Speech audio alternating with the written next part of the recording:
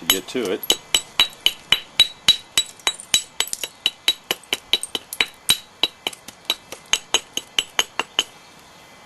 And not too much.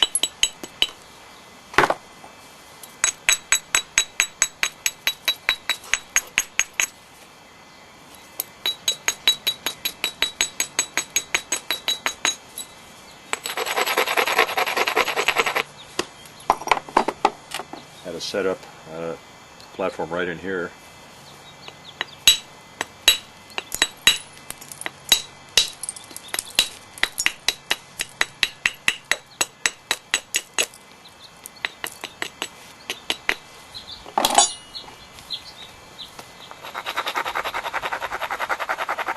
Setting these up, you can take off some pretty big flakes, and I'll try the wood here.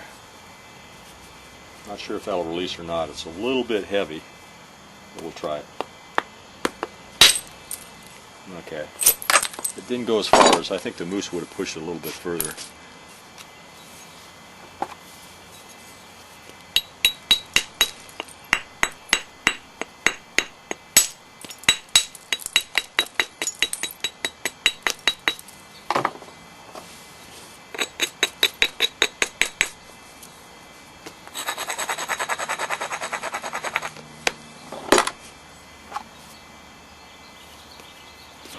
Maybe turn it around. The larger these flakes are, the more they have to be abraded. Alright, it's a little better.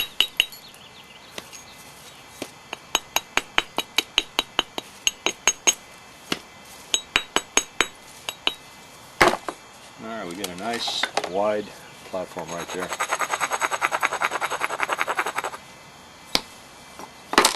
What the heck, we'll try this again. Oh, that's good. It went clear over there.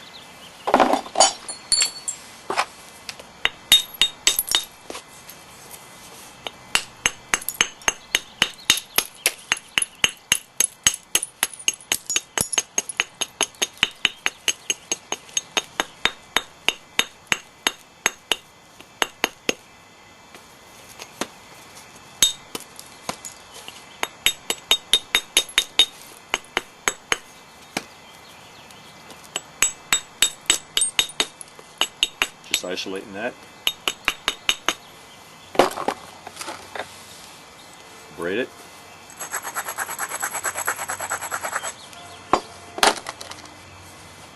Try that wood again.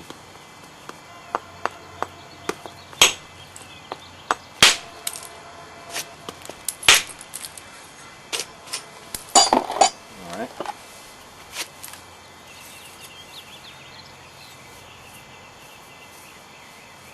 Got to get some of this mass out in here. We need some big flakes to go in there. We also need to drive one up in here.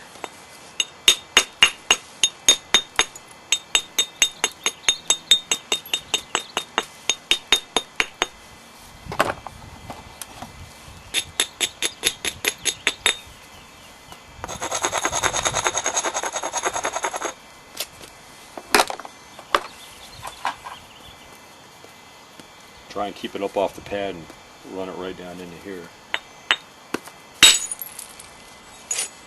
I was hoping to go a little further, but it went over there.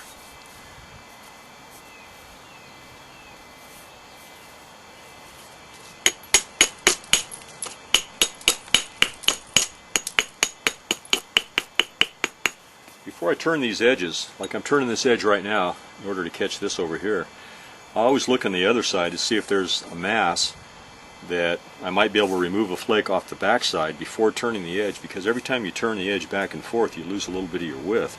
It gets narrower and narrower, so you want to avoid doing that. And if you got the edge already set up for the back side, you know, hey, go ahead and take it.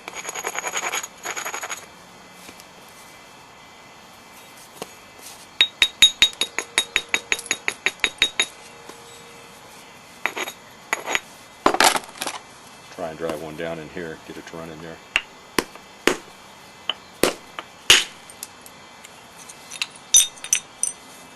Alright.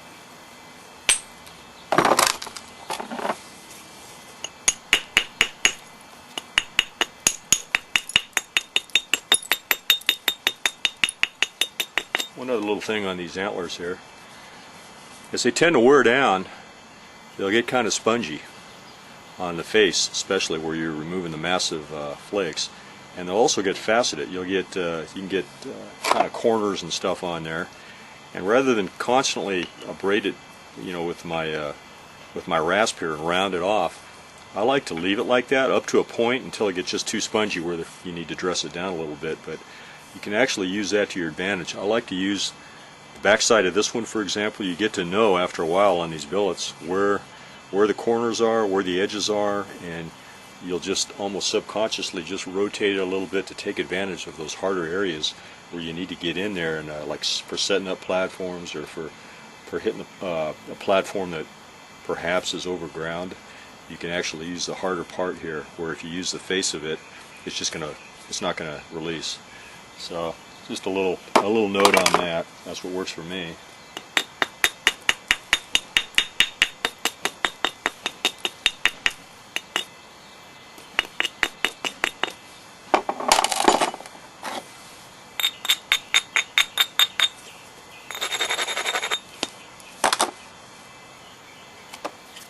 Try this billet.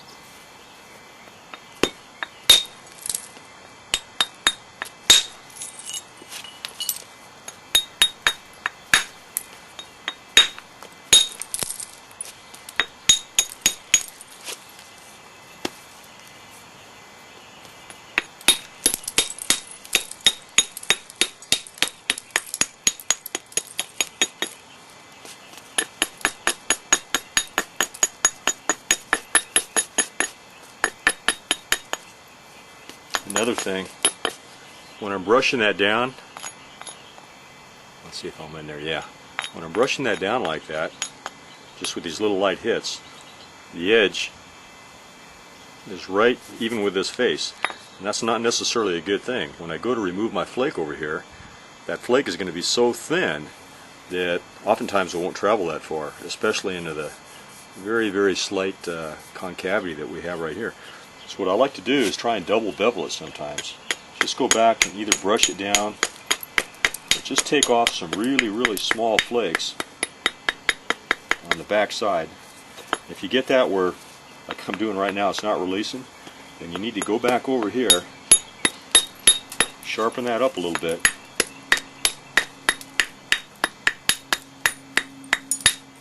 There we go. So you can kind of get a double bevel platform. Alright, so what does that do? Alright, what it does is, when the flake releases over here, when I get ready to remove this flake, the flake's going to be a little bit thicker because it's striking the edge here that's been pushed away from that face just a little bit by that beveling back. So it's been beveled in this direction first and then back in this direction. What I call kind of a double bevel there. And that thicker flake will travel further. It's not going to be as fragile, and it's more likely to undercut any irregularities or problems that you have on the face of this thing.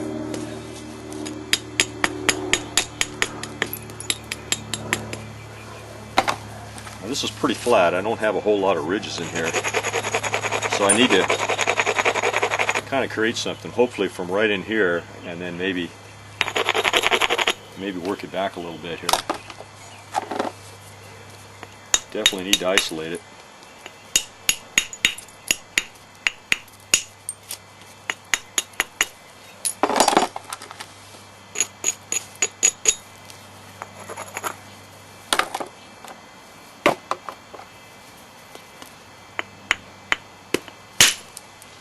Alright, so now we've got a little bit of more of a ridge set up right in here.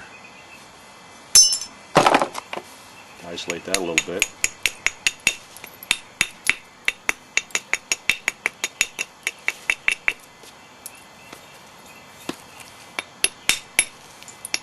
I like to relieve the backside a little bit sometimes, just like you're doing when you're fluting. If I was using my copper